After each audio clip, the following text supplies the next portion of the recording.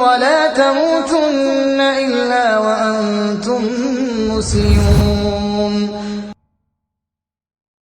Bismillahirrahmanirrahim. Assalamualaikum warahmatullahi wabarakatuh. Alhamdulillahirabbil alamin. Shalatu wassalamu ala Rasulillah wa ala alihi wa ashabihi wa man tabi'ahum bi ihsanin ila yaumiddin. Baik teman-teman sekalian yang dimuliakan Allah Subhanahu wa taala. Pada kesempatan kali ini seperti biasanya kita akan melanjutkan materi mantik bersama dengan Ustaz Sudirfan Hasli. Baik Ustaz, pada pembahasan kali ini telah saya tuliskan di papan pembahasan terkait dengan dalalah. Dibagi menjadi dua, ada ghairul lafziyah dengan lafziyah ini. Jadi ghairul lafziyah dan lafziyah ya. Iya. Kemudian dibagi menjadi tiga, ada aqliyah, ada tabi'iyah, ada wada'iyah. Begitu pula dengan lafziyah, sama juga ada aqliyah, tabi'iyah dan wada'iyah. Baik Ustaz. Ya. Ini langsung saya tanggapin ya. Iya Ustaz, silakan. Bismillahirrahmanirrahim. Hamdan wa syukran lillahi wahda, salatan wa salaman ala rasulillah.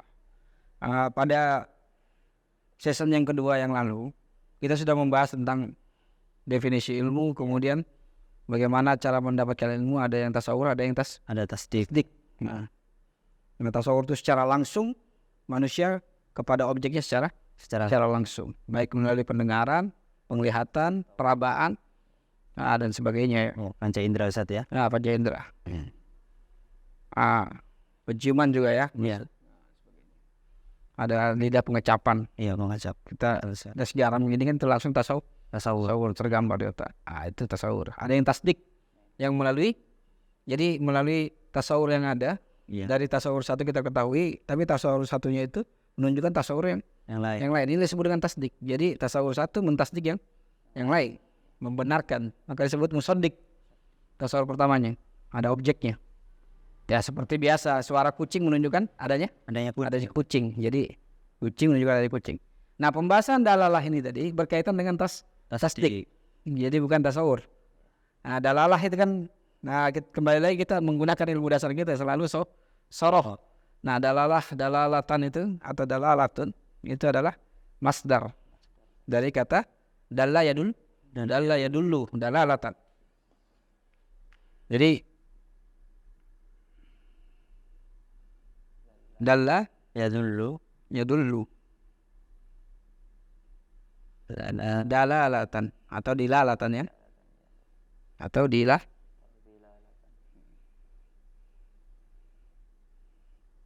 Nah, ketika dikatakan dalla menunjukkan, dia telah menunjukkannya dulu, dia sedang menunjukkan.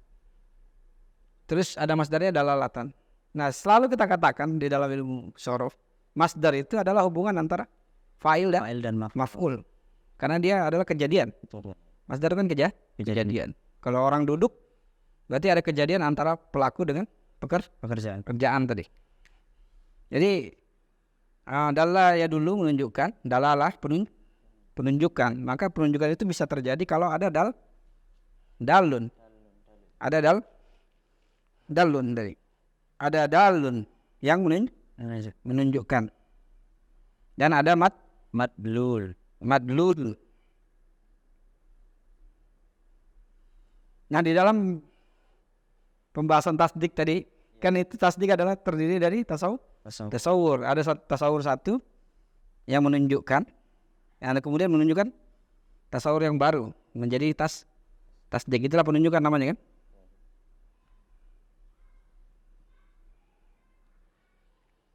Jadi dalun ini kalau dalam bahasa Jawa dalang.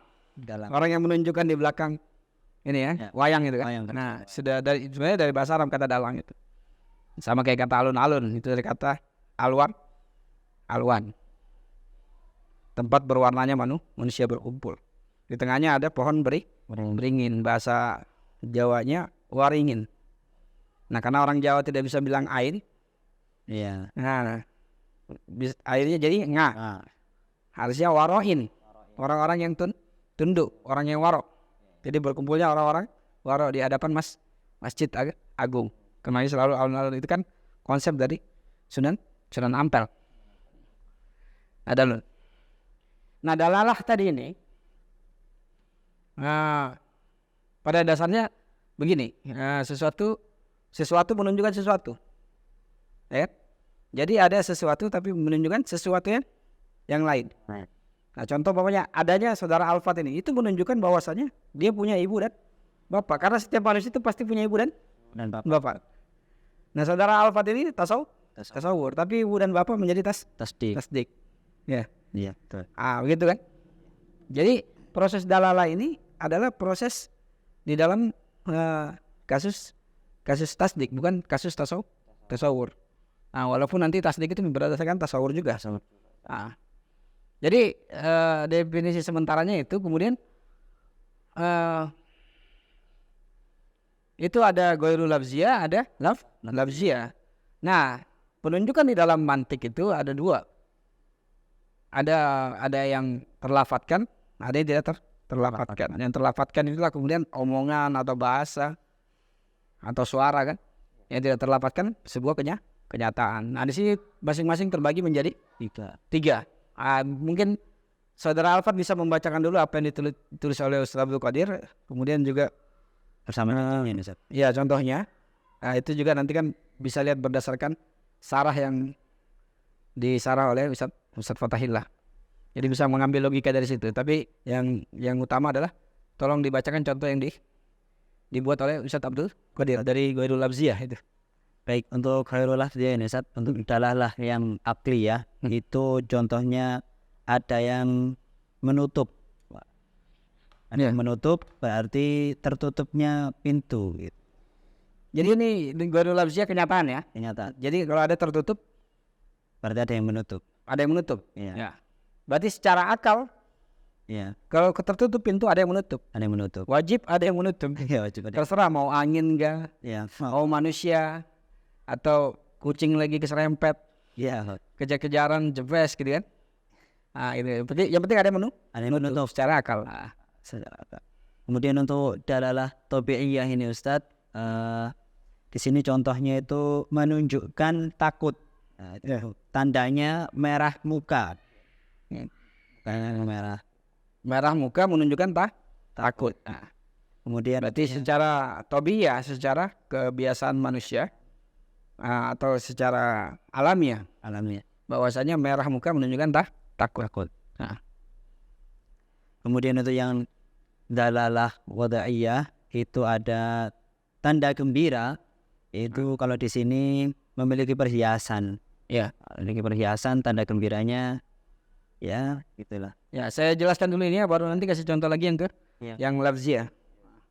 Saya hapus dulu sebentar. Jadi pembahasan tentang baru lafziyah kenyataan tadi yang tidak terlafadzkan tapi terlihat secara nyata, itu di dalam dalalahnya itu menunjukkan ada tiga. Ada tiga, ada yang akliyah secara akal, ada yang tabi'iyah, dan ada yang wadiyah. Akliyah itu ya berdasarkan akal. Kemudian tabi'iyah berdasarkan alamiah. Sementara wadiyah itu berdasarkan buatan manusia sendiri. Ya. Untuk memahami ini sebenarnya dibagi dua dulu. Jadi tidak langsung dibagi tiga. Jadi ada cara mengajarnya sebenarnya. Ya. Nah, jadi ghairul lafziyah tadi. Ya. Ghairul lafziyah itu sebenarnya paling bagus dibagi menjadi dua. Yang pertama tabi'iyah. Tabi'iyah.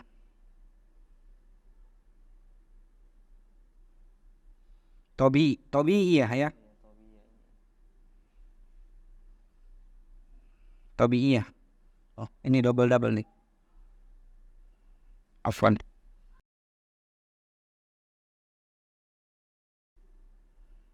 Tabi'iyah, kemudian wada'iyah.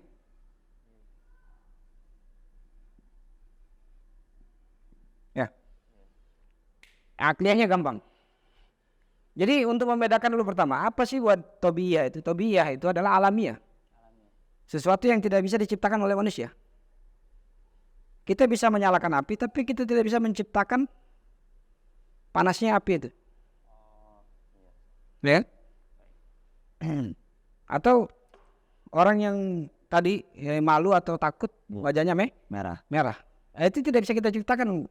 Orang malu kemudian wajahnya jadi biru. Nggak bisa. Itu sudah alamiah dari buatan Allah. Nah, itu disebut dengan tabiiyah. Nah, itu maksud daripada tabiiyah atau bahasa Indonesia tabiat. Ya kan? Nah, sementara wadiyah adalah buatan manusia.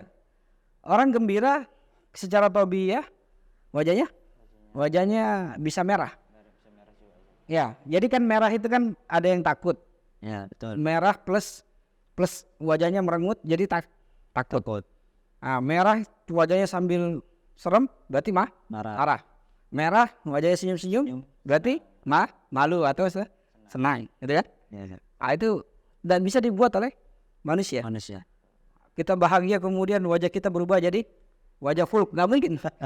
Atau jadi Iron Man gitu, nggak mungkin. Nah, itu tidak bisa dibuat oleh manusia. Itulah disebut dengan tabiiyah. Sementara wadiyah bisa dibuat oleh manusia. Kita gembira. Bahwa Ustaz Qadir menyebutkan situ orang gembira memakai perhiasan. Ya, ini kan kita sudah tahu bahwa saja buku ini dibuat di tahun 36. 36 Ustaz. Ketika di Pesantren Persis Pusat di Bandung, Ustaz Qadir mengajar sudah membuat buku ini di tahun 36. Jadi contoh-contohnya itu jadul. Nah, kalau zaman sekarang orang gembira buatannya tuh bisa dengan konvoi motor. Ya kan? Punya beli iPhone. Ya, atau buat streaming TikTok sebagainya. Nah, itu wadiyah. Nah, di dalam tabiiyah dan wadiyah ini masing-masing ada akliyahnya. Iya, ketika wajah orang merah, iya, Ustaz ya. Itu menunjukkan apa? Menunjukkan bisa marah, bisa malu. Ya, artinya kita ambil salah satunya aja, menunjukkan pokoknya takut pokoknya. Takut, Ustaz ya. Ya. Ketika kemudian wajahnya merah menunjukkan takut. Nah, secara akliyah bahwasanya wajah merah tadi itu menunjukkan adanya, ketika wajah orang merah menunjukkan adanya wajah.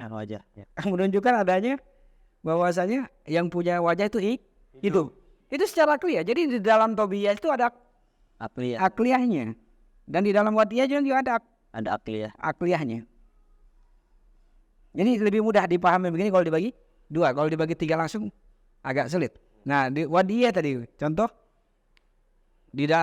secara wadiyah dia bahagia kemudian membeli iPhone. Nah, ketika membeli iPhone itu kan secara akliyah berarti dia beli pakai uang. Ada yang jual. Nah, itu secara akliyah. Jadi di dalam tabiiyah dan wadiyah ada akliyah. Nah, itu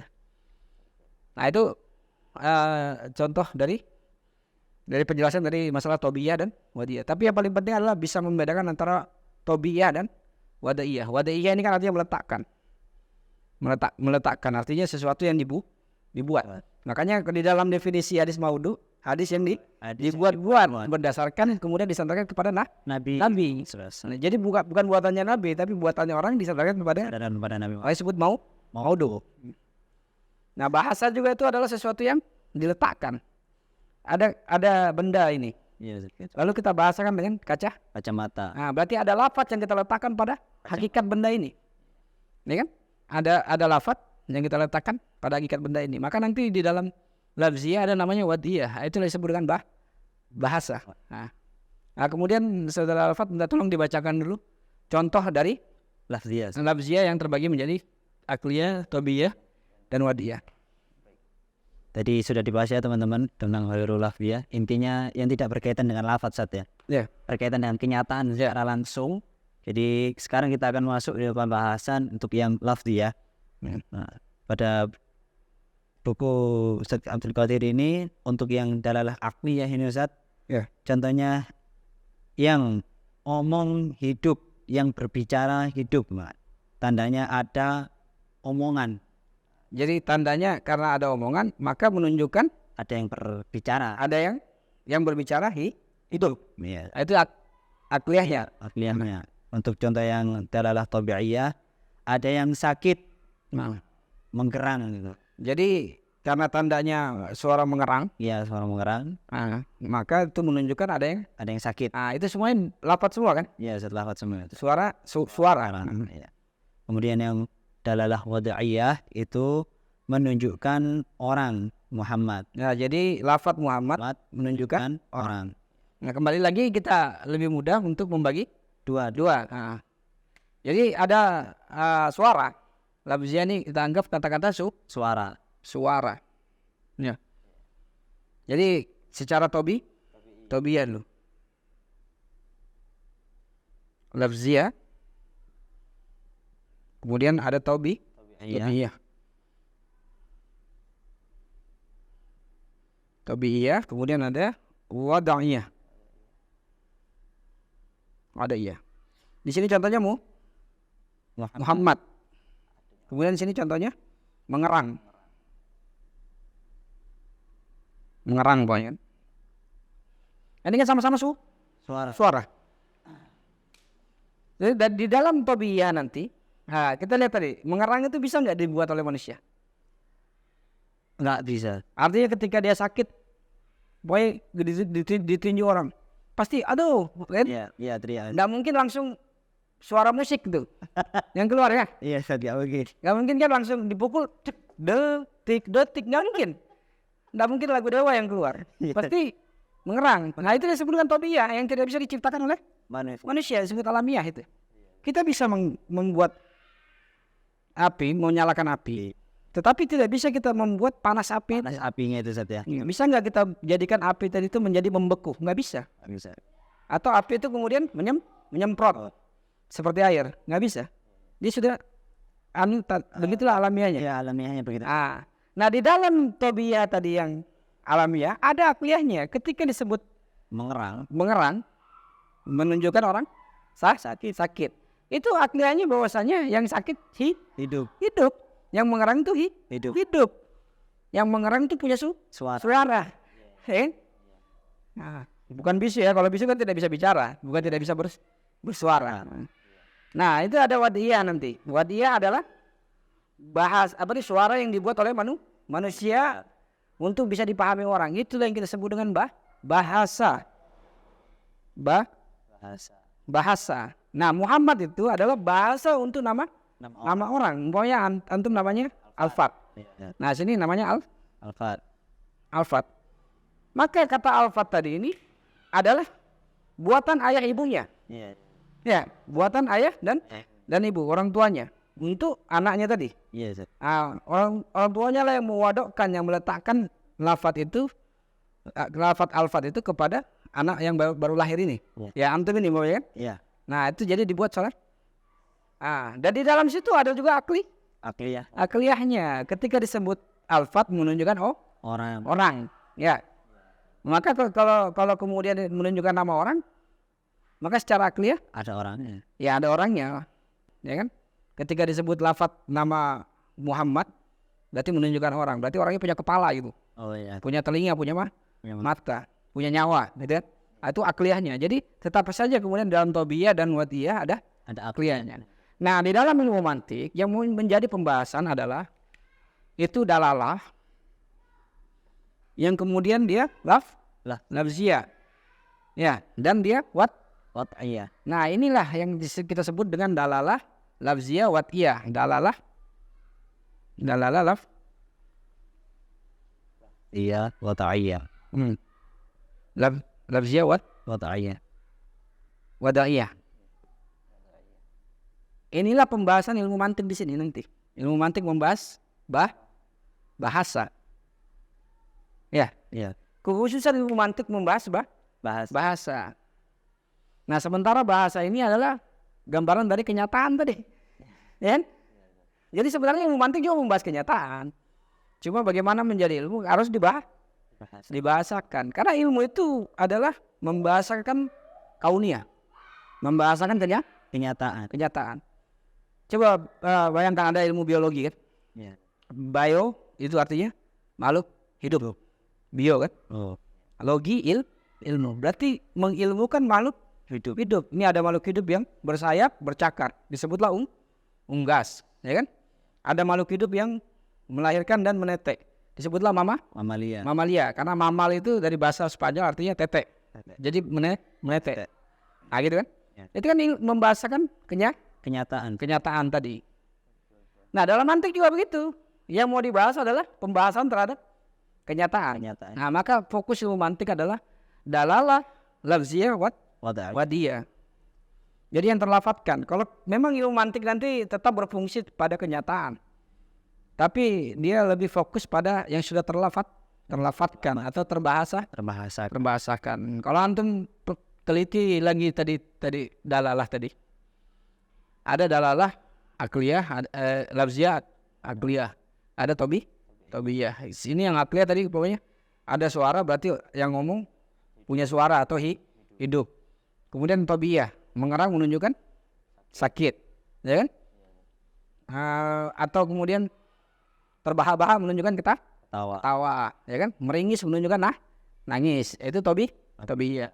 Kemudian wadiyah, ya dia berbicara dia mengatakan satu lafaz nama orang, itu menunjukkan orang. Sebenarnya ada lagi di dalam kenyataan tapi tidak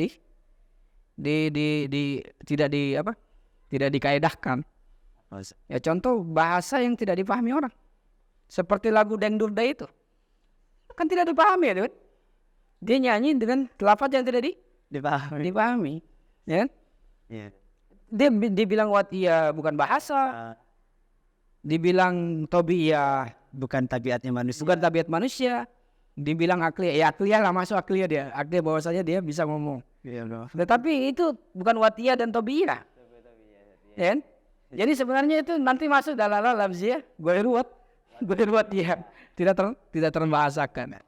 Walaupun terlafatkan. Nah, kemudian kita sudah tahu bahwasanya bagaimana kemudian ilmu mantik akan fokus pada bahasa tadi, dalalah yang ditujukan oleh lafaz yang dibahasakan, yang diletakkan. Maka dalalah dari sebuah kata, kalimat. Maka nanti ke depannya akan membahas, ya karena ilmu mantik dikembangkan dengan bahasa Arab, pasti berkaitan dengan nahwu dan sorof. Makanya pembahasannya nanti adalah lafaz mufrad dan lafaz murakkab atau tarkib itu kan.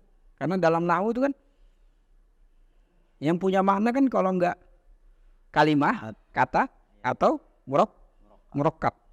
Murakkab itu nanti bisa jadi jumlah mufidah, yang bisa kemudian menjadi jumlah fi'liyah, jumlah ismiyah. Ada yang sibul jumlah, mirip dengan jumlah. Kalau enggak jar majrur, zorof. Sisanya tetap murakkab.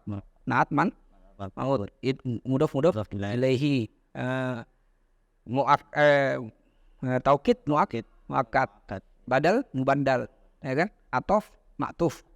Nah itu murakkab dan semuanya punya dalalah, penunjukan.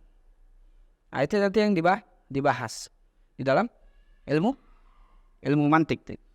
Nah, seberapa penting bahasa? Memang bahasa itu sangat penting untuk dibahas karena wahyu itu dengan bahasa. Kemudian kita tahu bahwasanya terjadinya kesyirikan itu karena bahasa. Terjadinya pertama kali kesyirikan karena bahasa dan sampai sekarang. Makanya kalau kita kejar nanti di Al-Quran, kan? Disebutkanlah oleh Allah subhanallah amma yusyrikun. Subhanallah amma yasifun. Karena begini, kalau kita kejar, Allah kan sudah jelaskan, qul huwallahu ahad. Allah itu lam yalid walam yulad, tidak punya anak dan tidak beranak. Pokoknya Allah itu berbeda sama makhluk. Ya kan? Yeah. Allah lah tempat bergantung tuh. Lam yakul lahu kufuwan ahad. Tetapi kemudian orang membahasakan Allah punya anak. Yeah. Ya kan? Kata orang Yahudi tadi, Uzair anak Allah. Kata orang Nasrani, Isa Allah. Kata orang Quraisy, Lata, Manat dan Uzza perwakilan Allah. Nah, sehingga kemudian bahasa tadi diyakini bahwasanya Allah begitu, sehingga terjadilah kesyirikan. Ya, jadi selalu Allah katakan, coba antum nanti suatu saat kumpulkan itu lafaz-lafaz subhanallah. Itu kaitannya semua dengan kesyirikan. Amma yusyrikun, kalau enggak amma yasifun. Jadi Allah Maha Suci Allah dari yang mereka syirikkan. Maha Suci Allah dari yang mereka sifati. Makanya yang diserang oleh Allah di dalam ayat itu, kaburat kalimatan takhruju min afwahihim. Jadi sungguh sombong ucapan mereka terhadap Allah sehingga kemudian berbuat syirik. Tadi kan jadi kata-kata tadi, lafaz tadi, bahasa tadi, kalau salah maka akan tidak sesuai dengan kenyataan, maka akan menimbulkan keyakinan yang salah. Nah, Contohnya ini kan kenyataan. Iya, Ustaz. Kitab. Kitab. Ini kitab tafsir Al-Quran. Syekh Muhammad Abduh. Tafsir juz 30 Syekh Muhammad Abduh kan. Lalu saya katakan ini traktor. Iya, nyambung, Ustaz. Nah, maka yang salah sah. Antum Ya, kenyataan ini tidak pernah berubah. berubah. Maka ketika kemudian Allah sudah katakan bahwasanya kenyataannya di Allah itu adalah lam yalid wa lam yulad wa lam yakul lahu kufuwan ahad, tidak sama makhluk apapun, Iya. tidak punya anak dan tidak diperanakkan. Allah lah wahid itu tadi, Iya. berbeda sendiri. Kalau kita katakan kemudian Allah punya anak, Allah punya perwakilan, itu artinya yang salah kita. Kalau saya bilang antum ini Alfat ini Iron Man, ya saya salah. Alfat ini alumni pesantren Persis Bangil. Iya. Kan? Kesalahan berarti di manusianya. Ya, makanya tadi saya bilang tadi iya tadi ini adalah bahasa untuk membahasakan Kenyataan. kenyataan. Jadi bahasa itu harus sinkron dengan kenyataan. Inilah yang disebut dengan kebenaran menurut mantik atau filsafat. Ya. Kalau saya bilang ini tadi traktor, benar gak? Nggak benar. Salah, ini kacamata. Kalau saya bilang ini kacamata, kata kacamata yang saya ucapkan dengan kenyataan kacamata itu sama. Berarti kebenaran itu menurut mantik atau filsafat adalah kesesuaian pernyataan dengan kenyataan. Jadi antara perkataan dengan kenyataan sama. Nah, itu kebenaran menurut logika atau filsafat. Berbeda lagi kalau kebenaran menurut Islam, lebih besar. Tadi Anda bayangkan tadi ada Kenyataan. berarti kalau sudah menjadi kenyataan berarti sedang terjadi atau telah Terjadi. terjadi. Sekarang saya mau tanya, Iya. besok hari apa? Besok hari Kamis, Ustaz. Sudah terjadi atau belum? Belum menjadi Belum menjadi kenyataan. Artinya mantik tadi tidak bisa mengungkap masalah goib. Sementara di dalam Islam ada ungkapan tentang kebenaran surga, kebenaran neraka, kebenaran kemudian balasan di hari akhir. Kalau kamu berbuat begini masih akan menjadi seperti ini. Iya, terus. Nah, jadi kebenaran tadi itu di dalam Islam lebih luas. Luas. Nah, makanya kemudian tidak bisa kemudian hanya mantik murni untuk mengaprak-ngaprik Al-Quran dan hadis. Makanya dibutuhkanlah kemudian penjelasan terhadap Al-Quran, namanya hadis tadi itu. Jadi kebenaran di Islam lebih luas. Nah, kalau di dalam mantik, makanya tadi saya dari awal kemarin kita bilang bahwasanya mantik itu tidak bisa membahas kegoiban kecuali Allah izinkan. Berarti wahyu itu saja sebenarnya buktinya ya.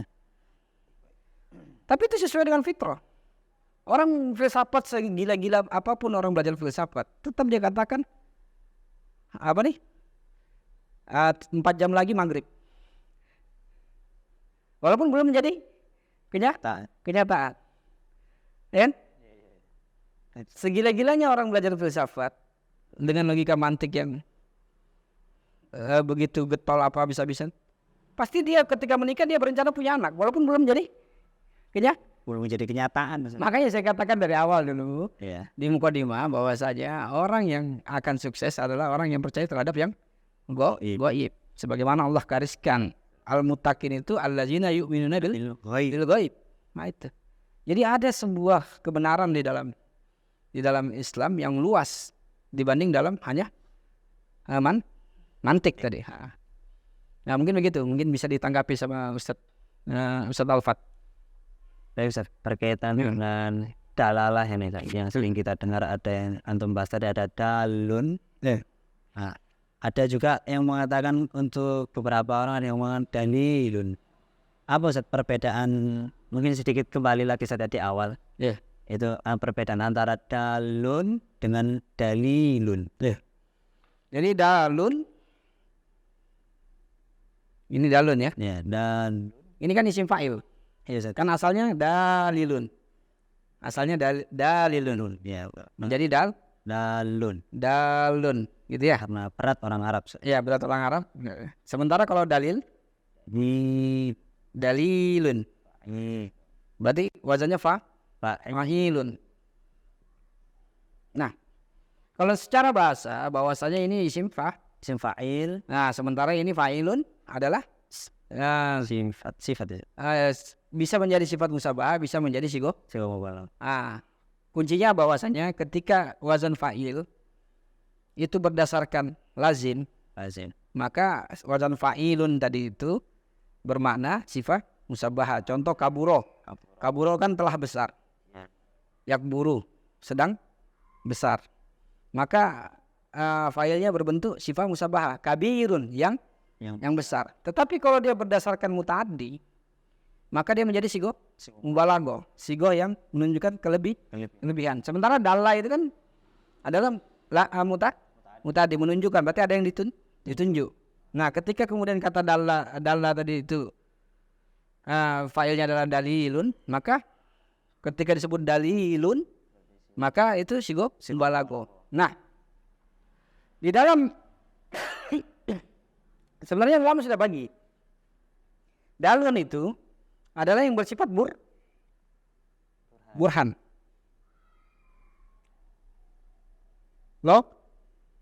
Logis. Ya. Jadi bisa dibuat oleh manusia, dalun. Sesuatu yang menunjukkan.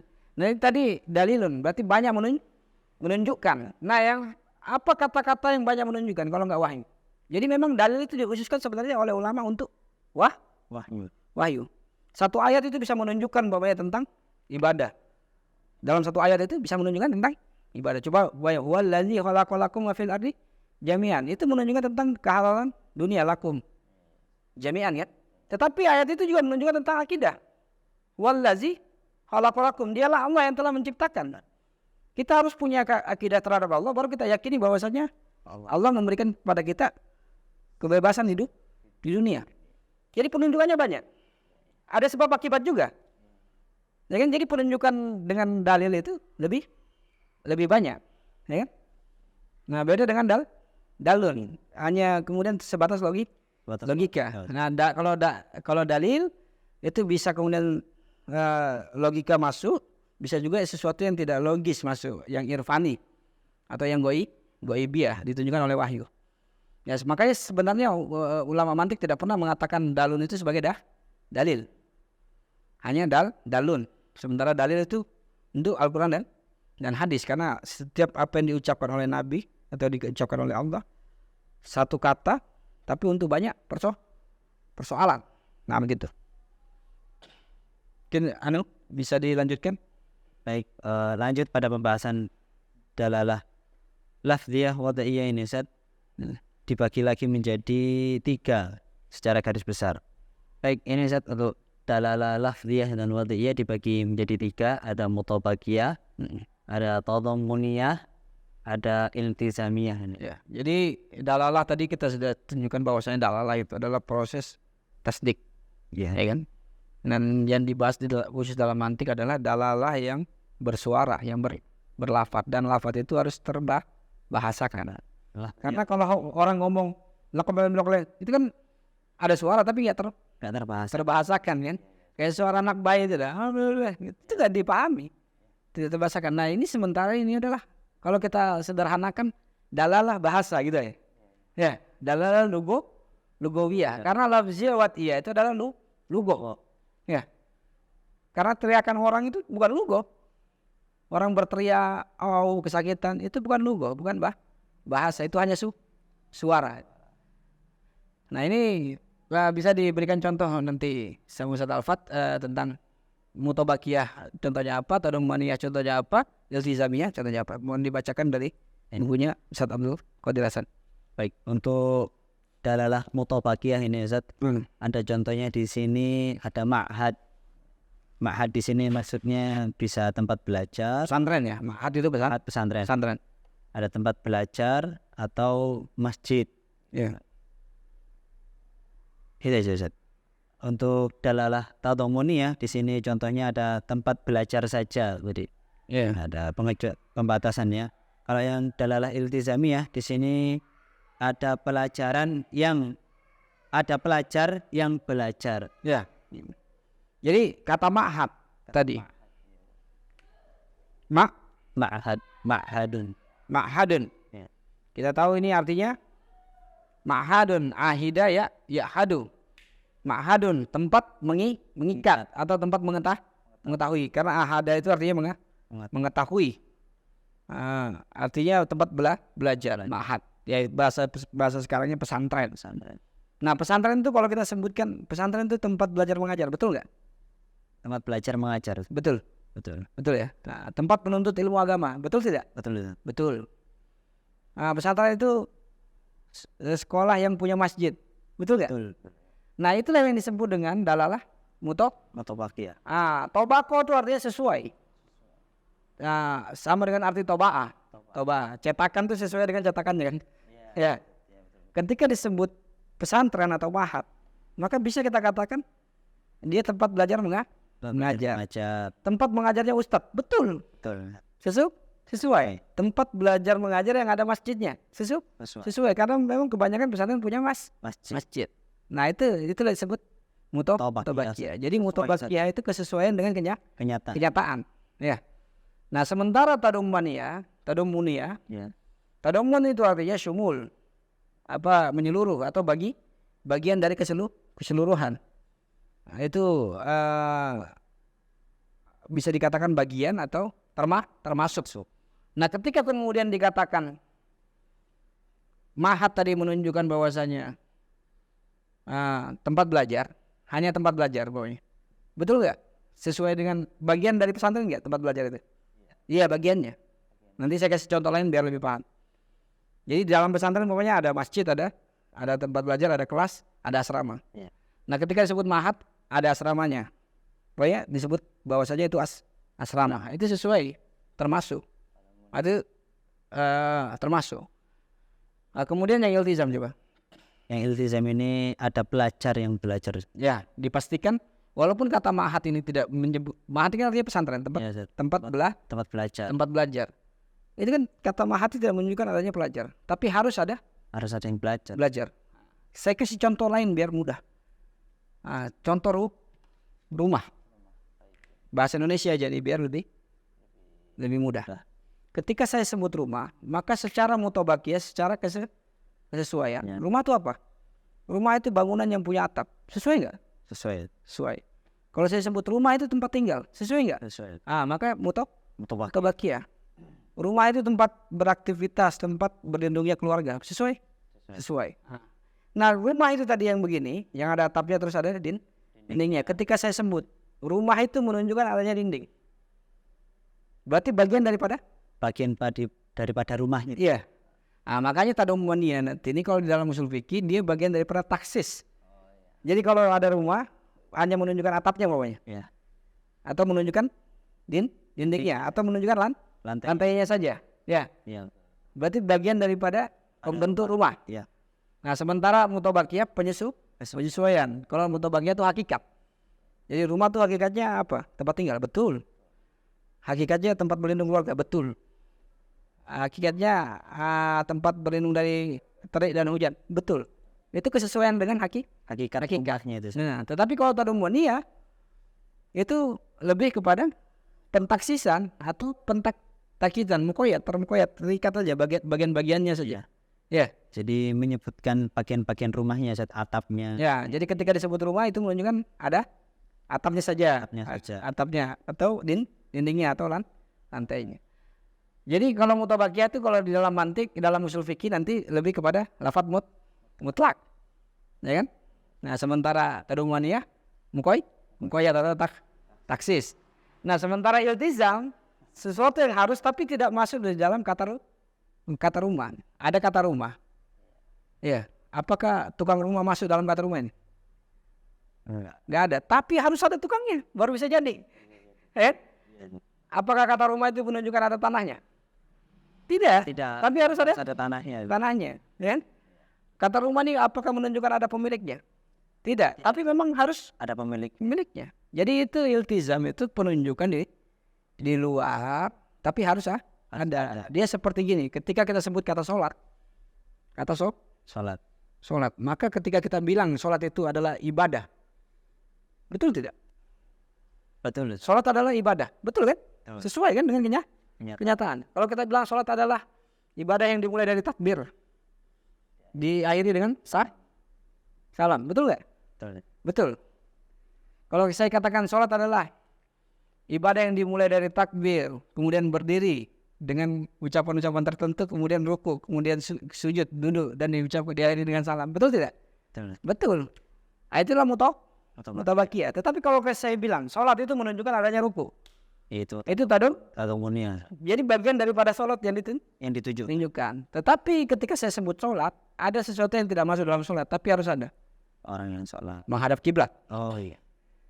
Itulah menjadi Syarat Nah, kita tahu sendiri syarat itu berada di luar pekerjaan. Nah, kayaknya kan iltizam itu harus berada di luar suatu yang disebutkan, tetapi dia harus Harus ada. Saya menghadap kiblat. Kemudian bersih dari harus suci. Minimal ya suci bisa 2, kalau nggak wudu tayamum. Nah, sholat itu menunjukkan adanya wudu. Nah, berbeda kalau saya sebut sholat ini menunjukkan bacaan Al-Fatihah. Memang di bagian dalamnya. Ya. Nah, di dalam usul fikih nanti mutabakiyah itu ya itu tadi bisa berbentuk dia mutlak lah. Sementara tadomuniyah muqayyad. Sementara iltizam itu di dalam usul fikih biasanya syarat, ya kan? Nah, kalau rukun kan di dalam. Ini syarat. Ya. Nah, di dalam logika ketika ini saudara alfat. Ya. Iya. Ada kata Alfat. Alfat. Kata alfat secara mutabakiyah, kalau saya bilang alfat adalah alumni pesantren, betul tidak? Betul, Ustaz. Betul. Alfat adalah pengajar di Darul Hijrah, betul tidak? Betul. Sesuai. Alfat adalah teman saya belajar mantik, betul tidak? Betul. Jadi sesuai, itu kenyataannya banyak kan? Iya. Hakikat alfat itu sebenarnya banyak mengandung yang lain. Alfat adalah anak dari ibu bapaknya, betul. Nah, itu Mutabakiyah. Nah, tetapi kalau saya bilang alfat menunjukkan bahwasanya dia punya kepalanya saja. Nah, itu khusus. Itu. Kan ada kepalanya saja. Ya. Alfat ada tangannya saja, ada tangannya. Ya. Ada jantungnya. Itu khusus. Nah, tetapi kemudian ada yang tidak masuk dalam kata alfat ini. Dia tapi harus ada. Contohnya ketika disebut kata alfat, dia menunjukkan manusia, berarti ada ibu bapaknya. Tidak ada dalam kata alfat dikatakan ibu bapak. Ya kan? Kata alfat ini menunjukkan bahwasanya dia makhluk, berarti ada Tuhannya. Tidak ada yang kata Tuhan di dalam alfat ini. Tapi karena dia makhluk, maka harus ada Tuhannya, ada kholiknya, ada penciptanya. Nah, gitu kan. Kata alfat itu tidak menunjukkan adanya menyebut makanan, tapi alfat harus makan karena dia manusia. Jadi itu tadi iltizam tadi. Jadi sederhana itu. Jadi sebuah lafaz mesti kalau enggak mutabako, ya kan? Kesesuaian dengan kenyataan. Nah, kalau enggak bagian daripada kenyataan itu tadomuniyah. Kalau enggak dia berkaitan dengan sesuatu yang di luar dengan lafadznya, tapi harus harus ada. Itu menunjukkan bahwasanya lafadz tadi kalau kita kemudian urut sederhananya, lafadz itu adalah bergambaran dari kenyataan. Ini kenyataan umpamanya saya lafadzkan. Nah, dalam kenyataan ini ada mutabako. Saya bilang kacamata ini berada di atas meja, itu sesuai dengan kenyataannya. Benar. Kacamata ini kacanya 2, sesuai dengan kenyataan. Kacamata ini frame-nya hitam, sesuai dengan kenyataannya. Nah, kalau saya sebutkan tadomuniyahnya, kacamatanya ini menunjukkan kacanya, khusus kan kacanya saja, atau frame-nya saja. Ya, atau letaknya saja di atas meja. Ya. Tetapi kenyataan daripada kacamata ini tidak masuk dalam kata kacamata ini, dan kenyataan ini adalah ada yang buat. Kan tidak ada sini tukang optiknya kelihatan. Ya. Itu menunjukkan setiap lafaz kalau kita kejar itu menunjukkan tauhid. Berarti sesuatu itu butuh pada sesuatu. Kan ada yang buat kan? Nah, yang buat itu ada yang menciptakan juga, namanya Allah. Makin naik lagi. Iya, makin naik. Sampai Ya, mantik kan begitu harusnya ya. Jangan hentikan. Makanya saya bilang jangan nanti mantik yang Allah sudah letakkan dalam Al-Quran dan hadis hanya untuk membahas berdebat-debat religius yang sok-sokan deh. Tapi bagaimana kemudian membangun akidah, kemudian bisa menapaki jalannya itu. Nah, itulah Maka sebenarnya penting sekali pembahasan lafaz, karena tadi saya sudah jelaskan bahwasanya gara-gara lafaz itulah terjadi kesyirikan. Ya, itu memang benar-benar. Dan gara-gara lafaz itulah kemudian orang bertauhid. Kalau Allah tidak kenalkan dengan lafaz, Allah itu Ar-Rahman Ar-Rahim, ya kan, Ar-Razzaq. Kalau Allah tidak kenalkan dia Ar-Razzaq, orang nyari rezeki ke dukun, orang nyari rezeki dengan perbuatan haram. Tapi karena dia paham Allah itu Ar-Razzaq, Maha Pemberi rezeki, dia ikhtiar. Pokoknya dia kerja, dapat nggak dapat pahala pokoknya. Kan gitu ya? Dan pahala itu abadi. Kalau cuma dapat 20 juta dibanding dengan pahala, mending yang mana? Ya pahala lah sebenarnya. Tergantung keimanan itu. Benar. Ya, saya mungkin pembahasannya situ, mungkin kalau ada pertanyaan enggak apa-apa. Nah, saya kembalikan ke Ustaz Alfat. Silakan, Ustaz. Baik, Ustaz. Alhamdulillah ini penjelasannya sudah sangat komplit. Jadi teman-teman sekalian, apa yang pernah saya pelajari di sini kurang lebih ya seperti ini cara kita bersama belajar, saya sama Ustaz Irfan dengan teman-teman yang lain, mirip nih dengan contoh-contoh yang ada di sekitar kita. Maka untuk mungkin mengulas lebih atau mengingat kembali, Ustaz, untuk yang ghairul lafziyah itu sesuai dengan kenyataan, Ustaz ya. Untuk merojaah kembali. Untuk yang lafziyah itu sesuai apa yang kita bahasakan. Nah, tapi harus sesuai dengan kenyataan. Apa yang kita ucapkan itu harus sesuai. Kalau kita bicara ini buku, ya ini kitab buku, bukan berarti sebuah mainan atau boneka. Jadi seperti itu. Ini juga menunjukkan bahwa perkataan bohong itu tidak sesuai dengan kenyataannya. Begitu kan? Ya, kebenaran sesuai dengan kenyataan. Namun untuk pembahasan ilmu mantik itu fokusnya pada lafziyah wad'iyah ini, ya, yang telah dijelaskan tadi yang sangat merinci. Mungkin untuk bagi saya tidak ada pertanyaan, Ustaz, karena insya Allah ini sudah sangat jelas. Ya, kalau tidak ada pertanyaan, sederhananya saya aja kasih terakhir bahwasanya ilmu mantik itu memang berjalan dengan bahasa. Jadi semenjak ada bahasa itulah adanya ilmu mantik. Jadi semenjak Nabi Adam, jangan kemudian kita direbut hak kita sebagai manusia oleh kata-kata Yunani.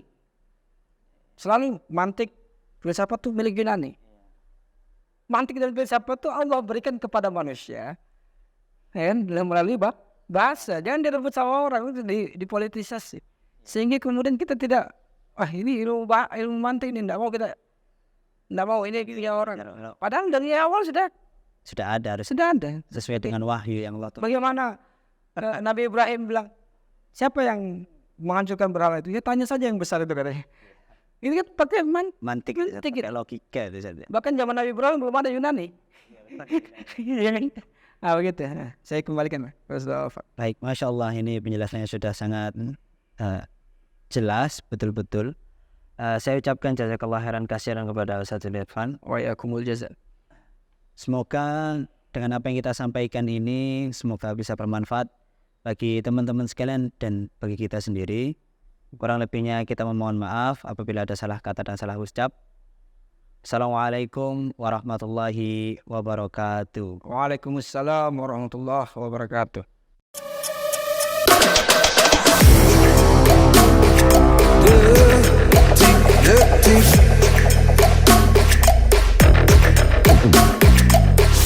Zaman-zaman pun terus berubah.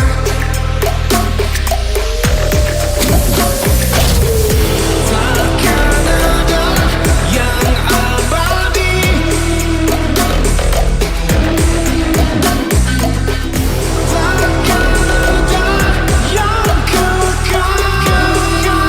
kekal. La'allakum ta'qilun. Imam Bukhari tidak menyebutkan sanadnya. Tapi ilmu mantik ini adalah ilmu logika yang benar.